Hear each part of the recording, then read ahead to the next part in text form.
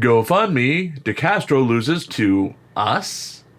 Saturday was another bad day for the campaigns of Jose Chille DeCastro, with an overall take of $0 across 4 official fundraising campaigns, one completely fake one, and one that seems to be a tribute band of hatred against the bespectacled YouTube superstar.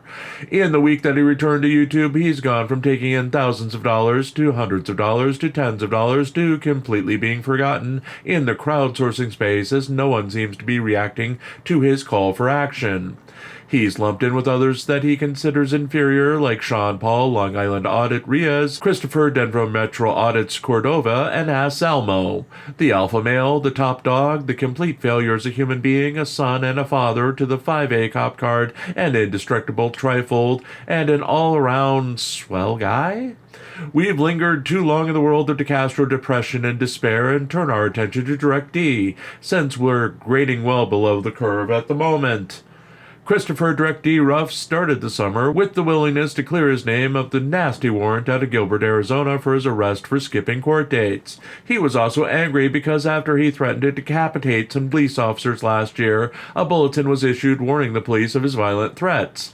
Direct D tends to ignore that little part because the bulletin was leaked by someone working in the police department and he was outraged.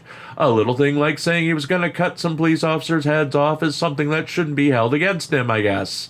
He swears he didn't mean it, that he's not violent, that he's learned. He's more outraged at the moment that the memo existed, and the police were doing something about the leak that saw him see the memo than anything else. But then again, this is the man who is so defiant of the police that he's remaining in his studio, getting high on camera and essentially seeing his life through a smoky cloud of smoke and what the fudge have I done to myself as he replays DMA video and says what a good boy am I. Yes, Direct D has also lost the plot. He is no longer challenging the police in live audits. He seems to be too scared of his outstanding warrants to leave his newly furnished studio. All he seems to want to do is get high and play the same old game the rest of the auditors are doing, recycling old anti-police videos and boosting each other while watching others take the fall. Again, at the start of the summer, he had a plan to raise his $100,000 to hire the same lawyers as James Freeman.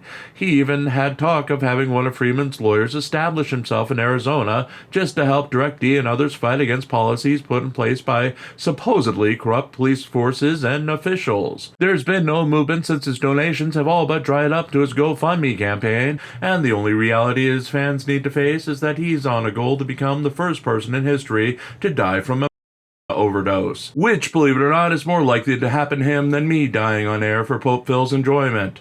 Be afraid. Christopher Direct D. Ruff's Clear His Name Fund stands at $11,395 out of its $100,000 goal and an 11% completion rate. Since we're not monetized, if you'd like to join our daily hate watcher in making us try new fruits that will probably kill us while forcing us to write this column every day, we do have a GoFundMe of our own. All proceeds go to keeping lights on, eating, and writing new stories to feature here and on ReallyCoolSite.org.